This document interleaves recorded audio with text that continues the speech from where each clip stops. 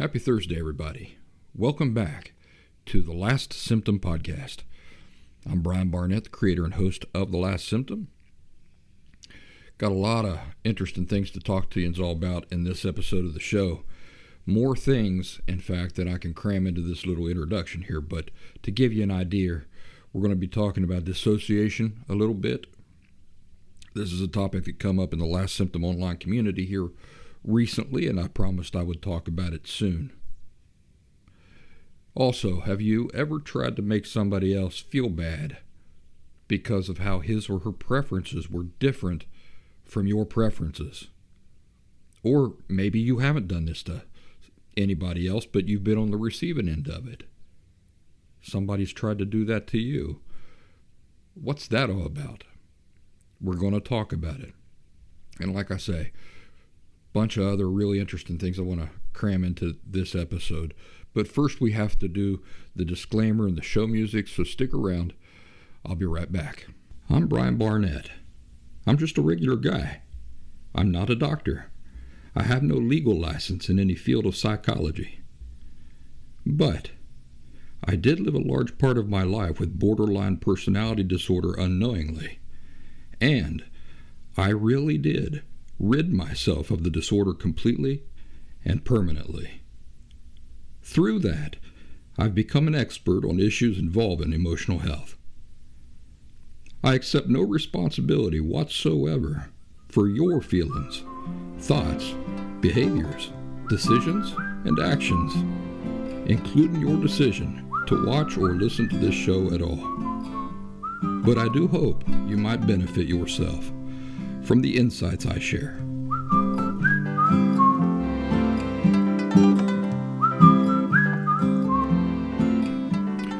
Well, folks, it's really nice to have you back here with me again this week, and hope you've all been doing well. I've been doing a lot of reading, doing a lot of work, and been involved in a lot of different projects. Today I was reading about something I was somewhat familiar with before, having lived in Pennsylvania for a long time, but Centralia, Pennsylvania. Have any of you heard about Centralia, Pennsylvania? Now, we have talked about this in the past. I told you all about the graffiti highway that used to exist there. It's a ghost town, and there was a full highway system there, abandoned, and you could go and explore that and everything. I don't think it exists anymore. I think they've covered it all over. But this Centralia, Pennsylvania continues to be a fascinating topic to me because it's one of the most spectacular examples of people creating a problem and then continually making things worse with each attempt to fix the problem. So if you've ever doubted that we as human beings have limits, that some things truly are beyond our ability to manage, well then you need to look up Centralia, Pennsylvania. It's spelled Centralia. In 1962, a fire started in a landfill there. And that is an interesting topic too, because I was reading about this earlier today. Because the area is so full of coal, and there are so many coal mines, were so many coal mines in that area, before they set this landfill on fire, they had the fire department come and coat the whole bottom of this thing with something to protect the fire and the flames from the possibility of reaching any of the coal underneath the ground. So then they set this landfill on fire. It burns and everything, and then, but smoke keeps coming up out of there. So they keep having the fire department come by to take a look at it. And they get down into the bottom of the landfill. They move a bag. There's an old bag down there, full of trash or something. There was some kind of object down on the bottom. They move it out of the way, and they see that this stuff that they had used to coat the entire inside of this big ditch or whatever it was, they had missed a spot. And because they missed a spot, what they did was they accidentally lit the underground coal on fire. That fire has now been burning since 1962. They have spent millions of dollars to try to contain, control, put out that fire. And after millions and millions of dollars and who knows how many man hours, they've just given up on it. Gave up on the whole town. It's just this entire abandoned town out there in the middle of Pennsylvania called Centralia. They even had ventilation shafts installed. Now, this is a big deal because what happens is that because of all the fires burning underground with the coal and everything, people who were living in that area were having toxic fumes come up through their basements, and people were actually passing out. They were at risk of being poisoned to death because of this stuff.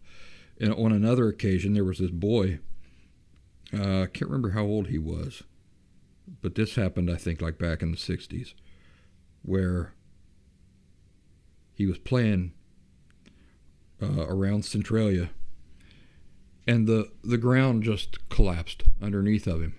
He managed to grab a hold of a tree root and keep himself from falling in this hole, but the hole was extremely deep, full of toxic fumes that would have killed him if he would have been hanging on to that tree root for much longer than he did. Whole homes are at risk of collapsing into the ground because of these things. But my point about all this is that these people have spent, the government, it says by 1983, this is by 1983, not 1993, not currently. By 1983, Pennsylvania had already spent more than $7 million trying to put out the fire with no success. The federal government appropriated $42 million to purchase Centralia. Think about these amounts in modern terms. Do you know what $7 million back in 1980 it probably represents today? A whole lot more. According to this article I'm looking at too, on allthat'sinteresting.com, fewer than 5 people still live in Centralia. Experts estimate there's enough coal underneath Centralia to fuel the fire for another 250 years. There was a movie that was inspired by this real-life place called Silent Hill back in 2006, a horror movie. And it's just a fascinating example of people creating a problem in the first place and then incompetently, with every decision, just making the situation worse and worse and worse. It's the Titanic of stories like that. Before I started recording tonight's show, I was watching YouTube. I was watching this channel called The Behavior Panel. I love these guys. You know, I don't recommend a lot of other voices on the subjects of things we talk about because I just can't. But if I were going to recommend somebody to you, definitely be The Behavioral Panel. I love them. I learn things from them. Everything they say, I wouldn't say everything, but 98% of the things that they say and they teach on this channel is in complete harmony with the things that I talked to you about in the last symptom. But if I were going to recommend one episode of the Behavioral Panel, it's called the Behavior Panel.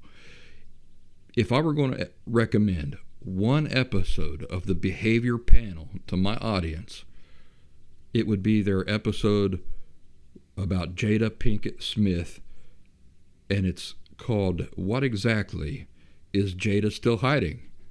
I think it was published like 7 days before I'm recording this. In that episode, which I was just fascinated by, and I thought, man, this one episode of the Behavior Panel could be a summary of everything we've talked about in the past 6 years. It contains everything while they do this analysis of Jada Pinkett Smith or whatever her name is. They analyze and discuss so many insights that we discuss right here in Last Symptom Land.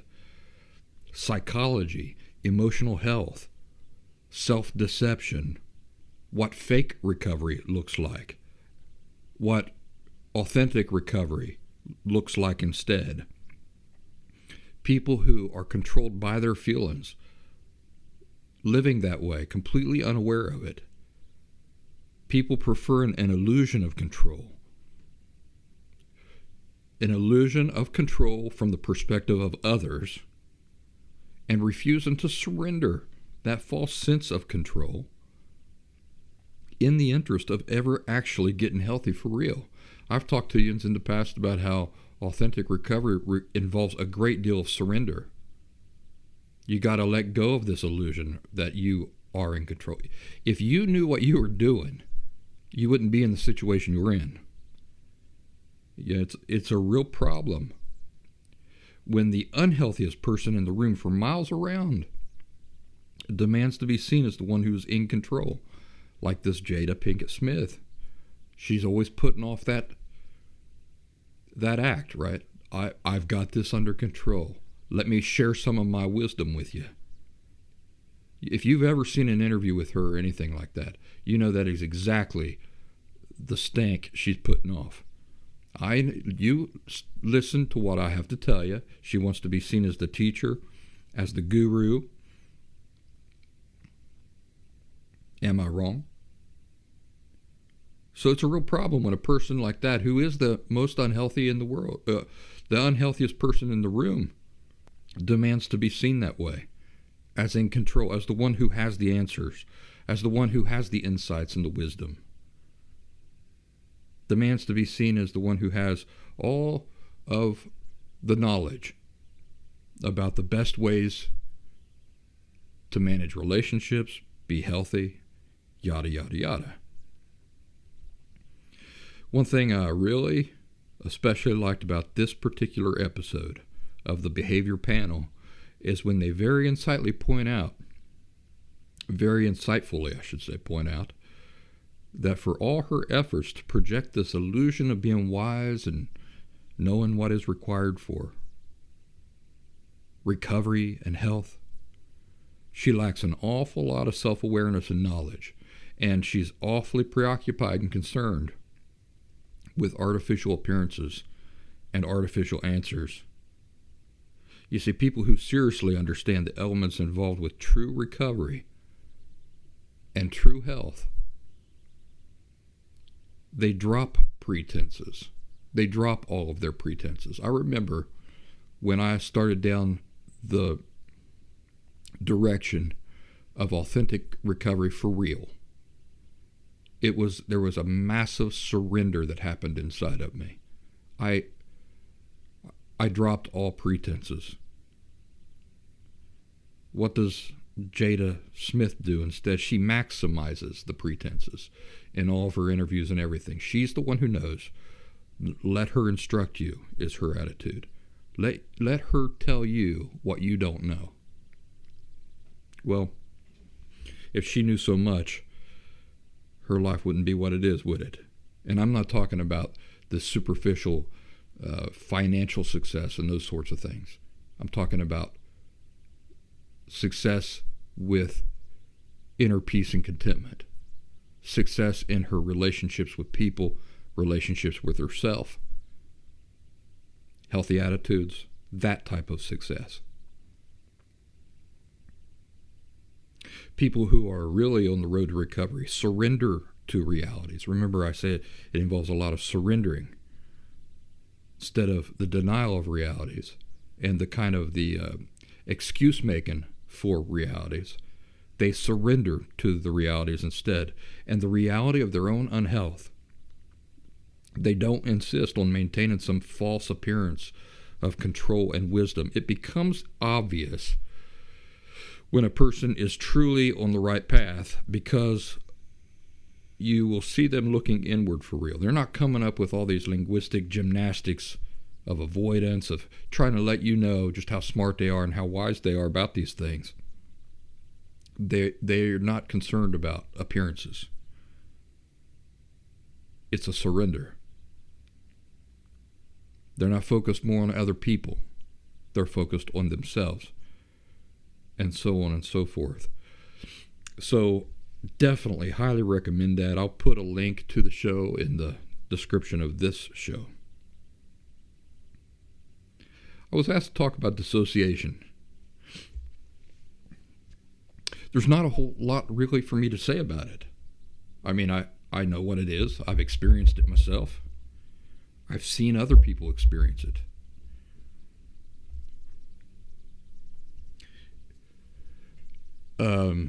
It's not something that anybody needs to be a slave to. It may be something you're experiencing, have experienced in the past. But I'll tell you what, all healthy people experience dissociation. That might come as a surprise to you. What do I mean that all people, even healthy people, experience dissociation? Well, what do you think daydreaming is? Daydreaming is dissociation. You see, imagine, for example, like you're in the longest, most boring meeting of all time at your job, and your mind starts to wander. Why does that happen? What are the causes, fundamental causes that create your mind to start wondering and start daydreaming, or to take you somewhere else, start thinking about, other obligations you have during that week. What are you going to do Wednesday night once you get off work? What are your plans for the weekend, And all the while, the speaker is standing there telling you all about emails and graphs and plans for your department moving forward and all those things. And your brain tunes it out and your brain goes somewhere else. What is that? We call it daydreaming in a healthy sense, or let's say in a way that is not related to emotional health or emotional disorders, but it's rooted in the same thing. You're a prisoner there, somewhere where you don't want to be, and so you escape within your mind to some other place. It happens without you even trying to do it. That's an everyday example of dissociation. Happens to the best of us. Now, when I was a kid, my father would go on these rampages, these emotionally abusive rampages, where, some insecurity of his had salt poured into it. And, he would take that out on me. It was me a lot, me and my mother. And then in later years, also my younger brother began to take a big brunt of it. I don't think my younger sister, who was 10 years younger than me, ever really had to endure that. But because I was the oldest child, I definitely got the brunt of it. My mom got the brunt of it. And again, because my brother was a boy, as he got older, he began, and especially after I moved out, he began to get the brunt of it. But I remember my father trying to emotionally tear me down, kind of like I imagine that they do in boot camp in the Army, where they just want you to feel like trash about yourself because they want to break you down completely so that they can build you back up into what they want you to be. And so his rants and his emotional abuse and his verbal abuse would go on all night long. 3 o'clock, 4 o'clock in the morning was not uncommon. And then I would have school the very next day. And I remember very distinctly that emotionally I could handle that for only so long. I could only handle so much of that as a child. I say as a child, but the truth is that none of us, anybody, can only handle so much of that for so long. We have real limits, and that's where the way that we are incredibly made, not that, I'm suggesting that God designed us in a way with the purpose of us having to endure such things, but it's pretty amazing that those fail-safes are kind of there anyway. Those protections are built into us anyway, aren't they? So I would remember that I could only withstand so much of that. And then it was like my feelings would shut down. I would just get completely numb. And even though I was sitting right there being verbally destroyed, it was like a shell came over me, or I went into a shell. That's probably a better way to describe it. It was like I went into a shell where I didn't feel anything. And my mind would kind of wander. I mean, I would hear what he was saying. I might even nod and grunt and reply to it in limited ways. But really, I was someplace else. I was someplace far away from there. I'd be thinking about fishing, or how nice it would be to be out in the woods instead of sitting there on my bed getting verbally and emotionally destroyed like that. But that's one thing that I really remember about that, was that my feelings would just kind of like go completely numb. Well, what was happening? What was happening is that I was escaping a place I didn't want to be, even though I was stuck there. It reminds me of one of my favorite books of all time, Shantaram, that I've talked to you all about in the past. There's a part in Shantaram where the main character is in a prison in India. I think it's India. It's either India or Pakistan or something like that. But he's chained to a wall and he's getting beaten. And he goes away in his mind. And he finds comfort. He realizes that they can beat his body as much as they want. They can even imprison him. But he's completely free in his mind.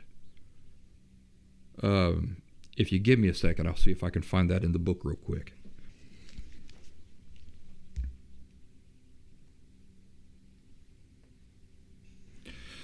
Shantaram by Gregory David Roberts. It's been years since I've read this book, but some things really stuck with me from reading it. Well, I'm having trouble finding it here in the book, but let me see if I can find it on, let me see here. There might be another way for me to find it. I might be able to go into Goodreads and look at quotes. Oh, yeah, here we go. It actually starts the book. It goes like this. You'll enjoy this. It took me a long time and most of the world to learn what I know about love and fate and the choices we make, but the heart of it came to me in an instant while I was chained to a wall and being tortured. I realized somehow, through the screaming of my mind, that even in that shackled, bloody helplessness, I was still free. Free to hate the men who were torturing me or to forgive them. It doesn't sound like much, I know, but in the flinch and bite of the chain, when it's all you've got, that freedom is a universe of possibility, and the choice you make between hating and forgiving can become the story of your life. Well, he's kind of talking about dissociation there. In that, trapped in a situation you don't want to be in, you've still got an awful lot of possibilities happening inside your head, don't you? They can't get you there. It's escaping a place you don't want to be, even though you're stuck there. I've seen people dissociate as they're being spoken to. And it's amazing to see. You can actually see it happen in their eyes. They go away. They're there. They're hearing everything. They're experiencing everything. But they're not there. They're somewhere else in their head. And it's kind of related to compartmentalization. Have you heard that? That's another thing that I also did. During my big borderline personality disorder crisis that led to my eventual authentic recovery, I was doing a lot of compartmentalization. When I was home, that was my life. And the other life was just a distant, imaginary thing. It carried no weight. It carried no weight in the real world.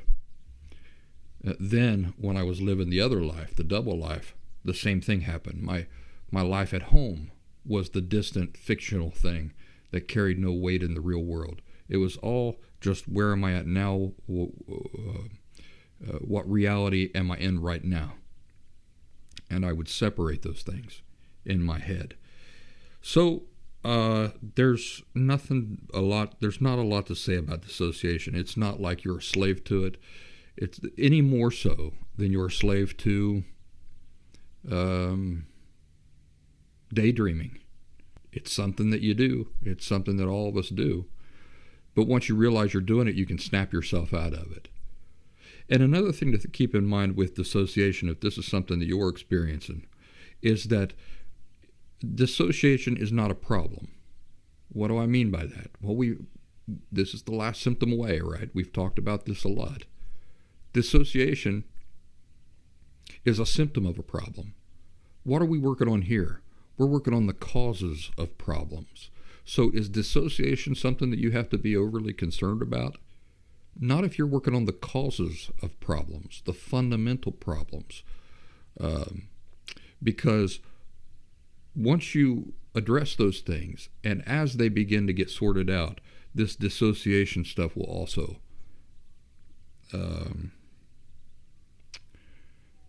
resolve itself. It's not there is no just fixing dissociation on its own. Dissociation comes about as a result of other more important underlying things. We're focused on the more important underlying things. And as you address those things, identify them, work them out, trust me that things like dissociation, compartmentalization, all these things will resolve themselves. These do not need to be worried about on their own or addressed on their own. There is no addressing these things on their own because they don't just come from nowhere. The things we talk about here are addressing the things that the origins of where these things are born from, right? So I'd just like to encourage you not to get misdirected worrying about those sorts of things. Don't get misdirected worrying about symptoms of problems. Misdirected. What does that mean? It means instead of your focus being on the thing of value in this process of authentic recovery, you're getting distracted by things that don't matter, really, in the long run. What are some other examples of this? Some other examples would be like, for example, I'm terrible with money. I spend too much money. I spend compulsively. All right, it's problematic, but it's not the problem. Don't worry about it. Don't get distracted by that and misdirected by that. Let's stay focused on what the real problems are. Because you address the real problems, and all of these other things will be resolved in time. So don't lie in bed at night, losing sleep, thinking that you've got 19 million problems. You don't. You have a few problems, and all of the things that you are worrying about as problems are really just symptoms of those problems. But, as long as you're here with me, you're addressing the problems. All of the symptoms will resolve themselves once the fuel has been taken away. And you're going to replace that fuel with different fuel that gives birth to good things, healthy things. Inner contentment, peace with oneself, peace with others, and these sorts of things. So there's our very brief discussion about dissociation. Don't worry about it, as long as you're doing the work that we focus upon here. Now let's do some announcements before I forget. First announcement is that Gmail is rejecting my mails. I use a service called Proton Mail. It's among the most secure emails in the entire world. Based in Switzerland, in fact. Encrypted end to end. Not like Google, Google is a fake type of secure email. Because the reason why I say that is because Google accesses all of your data. Proton Mail does not have access to my data. So my email is truly secure. People using Gmail is fake secure. Yes, Gmail has an interest in not letting other people get access to your data. But why do you think that Gmail is free? It's free because Gmail, Google, is accessing all of the data in your email and using that data for their own interests. My email doesn't do that. Now, I got kind of off on a rant there. But the reason why I'm saying that is because if it's a real hoot that Gmail, that Google, is rejecting my emails, and I would say that probably what they're doing is rejecting them because it's so secure and they can't mine it for the things that they would like to mine it for. But it's a technical issue. Now, I'm saying this because several people have been emailing me lately, and I have not been able to reply to you. And I don't want you to think that it's because your emails don't matter to me, that I'm not trying to reply. I am.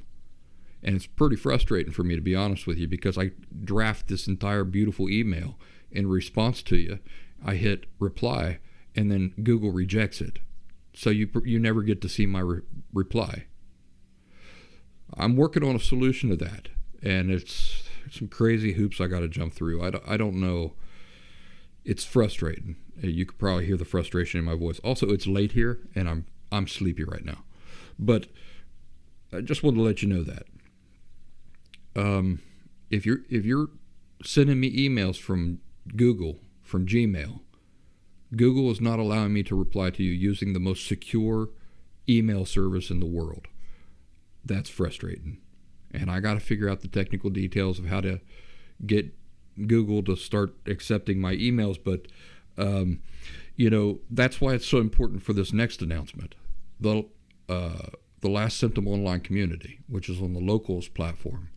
Please join us over there. You can communicate with me there on our group very easily, whether you've got Gmail or not. And so that's a workaround in the meantime while I'm trying to figure out the technical details of this thing. Man, I'll tell you what, I'm not a computer expert. And so it's always frustrating for me when I've got things set up just right and everything's going around all peachy cream. And then all of a sudden, I haven't changed anything. But suddenly, nothing works. And I have to become a computer scientist to figure out how to fix the problem. It really burns my bacon, puts a hair in my biscuit. But we'll get her figured out eventually. If you'd like to join our online community, like I say, it's on the Locals platform. You go to thelastsymptom.locals.com or you download the locals.com app from the App Store, and you just search for The Last Symptom within. Exclusive live streams on our group on Mondays. And people have really been enjoying those. We've got a really nice group participating in those things. TheLastSymptom.com is my official website. So all the links you need for everything right there at TheLastSymptom.com. That's also where you can schedule one-on-one phone calls with me or one-on-one Zoom calls with me there. And of course, The Last Symptom Fundamentals course is available through TheLastSymptom.com. That's a 2-week intensive pre-recorded video course made just for you and those you love. And that's all for announcements. I did a poll on our group about maters. You guys remember what maters are? Those are tomatoes. And I posted this poll. I wanted to see what people would think. I said, what do you think? You do like maters or tomatoes on your sandwiches? Or you do not like maters on your sandwiches? Or option 3, you don't eat sandwiches. And so I got all these interesting replies and comments about tomatoes. And then one of our members wrote this. She said, you know, we were talking on the live stream the other day about people trying to shame others. You might wonder how tomatoes or maters figure into this conversation, but she says, me not wanting tomatoes on my sandwich was another thing that my ex would ridicule me over. I think part of it was I was a fresh tomato snob. I grew up with homegrown tomatoes. Most sandwiches have subpar tomatoes. Well, I'll just ask you folks who are listening or watching this show, what do you think? Do you like tomatoes on sandwiches or not? Join us over there on our group and tell us all about it. Well, this will get us into our discussion about if you've ever tried to make somebody feel bad because their preferences are different from yours, or if you've ever been the target of something like that. I used to be the guy like this member of The Last Symptom. I used to be like her ex-husband. My ex-wife Diana, boy, I really put her through things. But it was not just my ex-wife Diana. I did this to my friends. I did this to my brother. I did this to lots of people. It was a way of life for me for all the way up until almost the end of my 30s. I really regret that. Really regret that I did that to people. And when I see it happening now, I understand it. I understand why it's happening. It needs to be fixed. I'm not condoning it, but I am saying I understand the psychology behind it. The psychology is this. When you're unhealthy, remember what that's rooted in. It's rooted in an inappropriate view or attitude about how your worth operates. And by extension, how all people's worth operates. But, you know, and if you'd like a deeper explanation for that, you need to go listen to other episodes where I talk about it. But the reality is that people who live with emotional disorders don't perceive themselves as having any of their own worth, which means really they view themselves as worthless. Now, most people that I would say this to who are just getting along on this journey will say, well, that doesn't apply to me. You're wrong. You're wrong because of the law of genuine attitude reflection, which says that a person can't naturally behave in a way that contradicts their true underlying attitudes about any given thing. And so a person who says, no, I like myself, but you look at the way that they talk to themselves, the way they treat themselves, the way they treat other people, and you say, nope, no you don't. No you don't, because if you did, we would be seeing an entirely different attitude. We would see an entirely different behaviors. We would see entirely different ways of living your life. I usually use an example like dynamite. If I'm walking around tossing dynamite around like it's a toy, well then it's impossible that the true attitude that I live with in my life is that dynamite is dangerous, that it can kill you. It's impossible. My natural behaviors with dynamite cannot contradict whatever true attitude about dynamite that I live with. So you'd see me tossing dynamite around like it's just nothing, like I've got nothing to worry about. What could you accurately deduce my underlying attitudes about dynamite is then? That it's not dangerous, that it can't hurt me, right? That would be a completely reliable conclusion to reach because of the law of genuine attitude reflection, which again says that whatever you see in my natural behaviors and cannot contradict whatever the true underlying attitudes I live with are in regard to that thing. So people with emotional disorders, they don't view themselves as having any value of their own. In other words, they view themselves as worthless. Any sense of value they get to enjoy has to come from outside of themselves in the form of what other people think. So, knowing that, why might unhealthy people with emotional disorders, get so sensitive and bent out of shape that other people have preferences that differ from their own? The reason is because they don't view people as people. I did not view people as people. But also, it comes down to, so when I say that, I mean that you don't view somebody as an individual, which necessarily, inherently involves allowing for the fact that they're going to have individual tastes, preferences, and those sorts of things.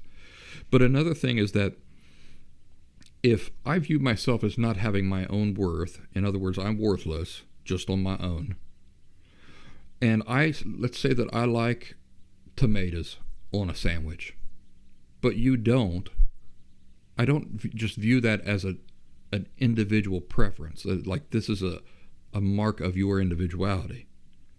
No, the way I view it instead is as an accusation.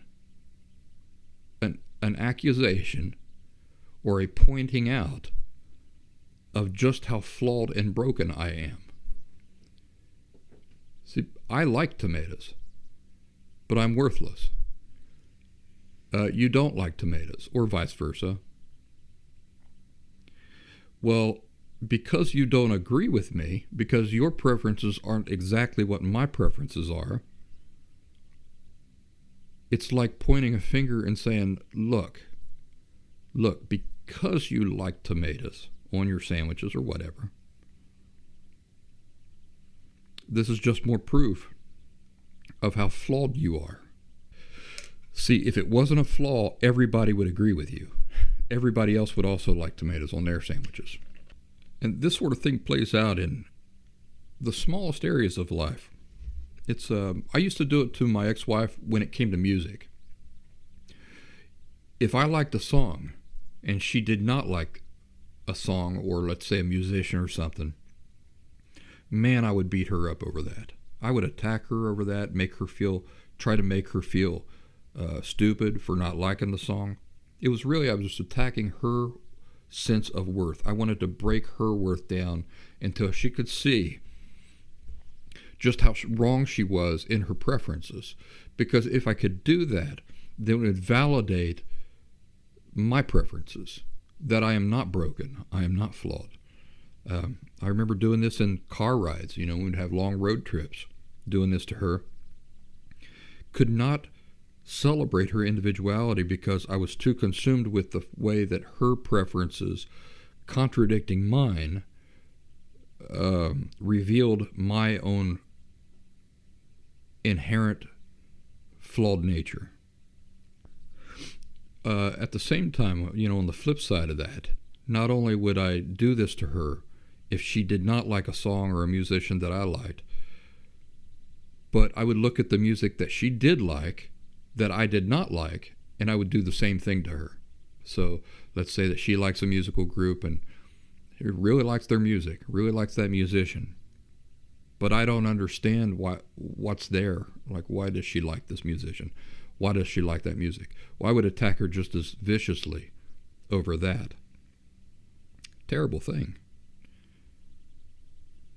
Think about all the years that we were married, how while we were together, I never got to know her because my emotional disorder disallowed any genuine interest in her individuality.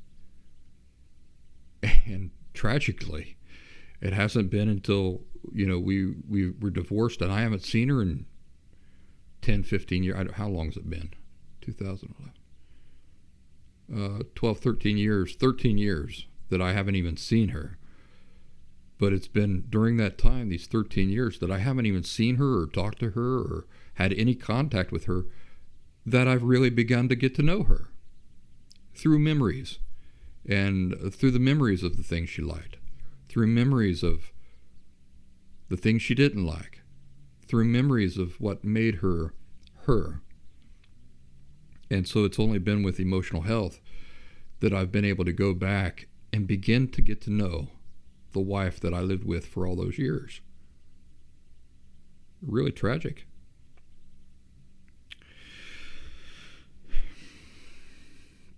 So you can see that this attack on people's preferences being what they are reveals a lot of interesting things. First of all, it reveals that the person doing that does not view people as people, which simply means to view somebody as an individual, which simply means that you're not me.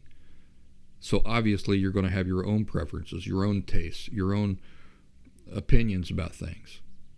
If you view a person as a person, what that inherently involves is allowing for those things and being okay with them.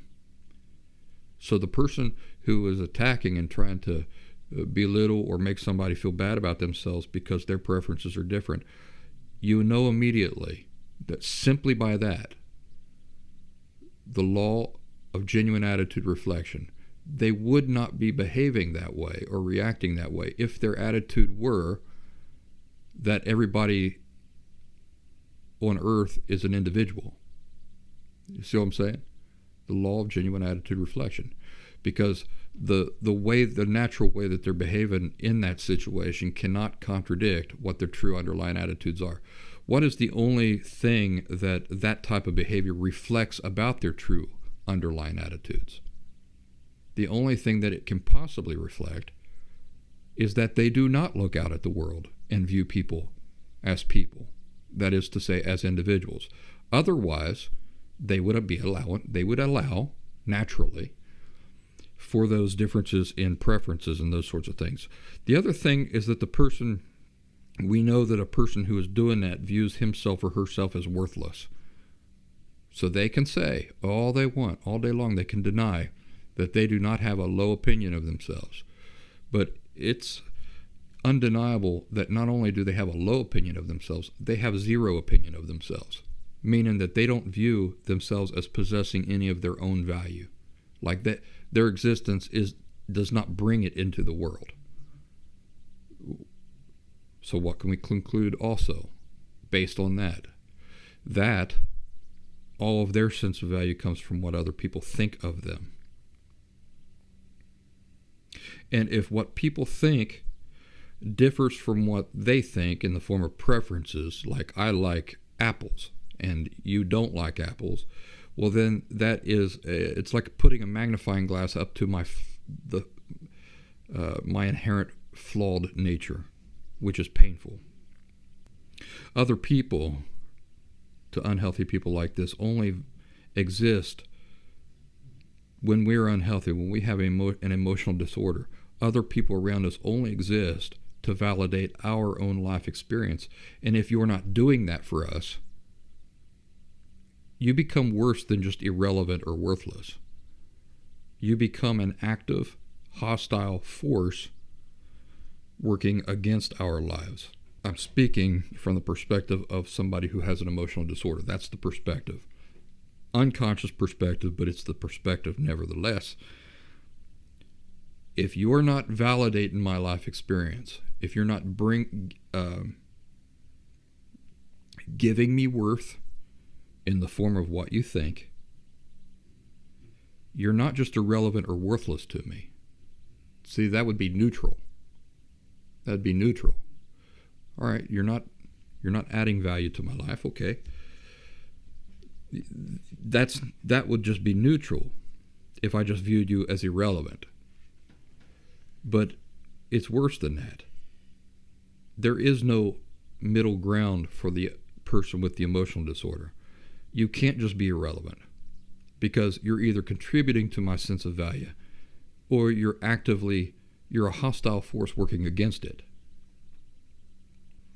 And so this member of our group says, I never understood this until you related it to your own actions and the reasoning behind it all. I was constantly being criticized, but I just didn't understand why. And then she says this, which is interesting. The front that he put up was not one of a person who viewed himself as damaged. See, that's what I referred to earlier. The person with the emotional disorder is not consciously aware that they view themselves as worthless. They are acting, though. They are putting up this great act that they are secure with themselves, that they're strong, that they have no weaknesses, everybody else is stupid, they're not. But it's so interesting that where that's coming from is the unconscious attitude that they are stupid, they are worthless, they are dumb. Even if that's not the front that they're putting on for the world. They have to put on a front for the world to cover up what they truly think about themselves. And then she says this, and I'm glad she does. She says, your honesty about how you operated many years ago should give others hope that there is a way out of this type of thinking with the proper motivation and genuine motives. That's why we're here. I was once the lost cause. So for all of you out there who identify with these descriptions that I'm given of these types of people, remember that when I talk about describing these types of people, I'm not describing a permanent, unchangeable condition. When I say these people, I'm not equating the things they're dealing with their what they are. Like they're not a different race of people. All people, there's just people. Remember that, ladies and gentlemen. The world would like you to categorize people into different categories. Like there's these people, and then there's those people, and then there's these other people. For example, there's Jews, there's homosexuals, there's Iranians, there's Americans, there's white people, there's black people, there's Hispanics. But that's a really demented way of looking at the world. It's a false way of looking at the world. Because the true way of looking at the world is that there's people. There's just people. There are no different categories of people. Like if you're a homosexual, that you are a different type of human being walking about on the face of the earth. That's false. They're simply people dealing with different belief systems, different attitudes, different conditions of health and unhealth. But there are not different categories of people. That's a false premise. It's a false way of looking at life. I like in my work, there's simply healthy people and unhealthy people. That's it. That's the only two categories. But that is not describing an inherent condition of those two groups of people. For example, it's not like unhealthy people cannot become healthy people. So it's like if you are unhealthy, that's what you are, and you're forced to be that for the rest of your life. See, that's you viewing the thing in terms of inherent realities. We're not talking about inherent realities here. We're talking about superficial, temporary states. Just as healthy people can become unhealthy. For example, if I am to live in an unhealthy way, embrace unhealthy thinking, embrace unhealthy attitudes, then me, as a healthy person, could become unhealthy. See, that's not a permanent, that's not an inherent permanent condition. That's a temporary, superficial state. Likewise, when I'm referring to unhealthy people and unhealthy types of people and this sort of thing, I'm not describing a permanent, inherent condition. I'm talking about a temporary, superficial state that those people are in, which they can escape, and they can become healthy and leave that all behind. And then once you're healthy, there's certain maintenance things that you got to do. You can't just live any way you want to live. You have to adhere to certain healthy laws and principles in order to maintain your emotional health, which is what I'm doing every day and working hard on. And, being the host of The Last Symptom certainly has aided me in that. It's been a benefit in my own life, as I hope it's been a benefit in a lot of your all lives as well. So, should you have hope that people like that, thinking like that, can escape that with the proper motivation and genuine motives? Absolutely.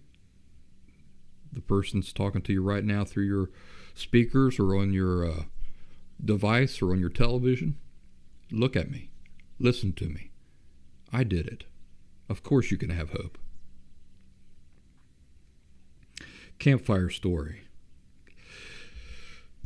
As y'all know, last couple years, I've tried to get away from some of the more vulgar terminology that I had used in the past. In other words, I've tried not to curse. So it's going to be difficult for me to tell you this story. But it's too good not to tell. My cousin come over here during the summer, and we were talking, about the woods and nature and everything like that. And he starts telling me the story about how he got a tick on his D-I-C-K, on his penis. Now, this is very common. Like if you walk through tall grass, it happens, right? You get out of the woods, you're in the shower, you start washing up, and you look down, and there you go. You got a tick in your D-I-C-K, in your penis. On your penis. So you just, you pluck it off and you keep going. So he's telling me the story like it's a big deal, and I'm just not getting it. I'm not getting, like, why is he even telling me the story? Like, we grew up together. We've picked 100 ticks off of ourselves. Not even 100, probably thousands over the years. And he's making a big deal of this one tick, and I couldn't understand it. And I said, I don't understand why you're telling me the story. Why is it such a big deal that you had a tick on your D-I-C-K? He says, you're not listening to me. I didn't say a tick on my D-I-C-K. I said a tick in my D-I-C-K. I said, whoa, what? Yes, he had a tick get inside his no-no bits and latch onto him inside his no-no bits. Oh my goodness, that changed everything.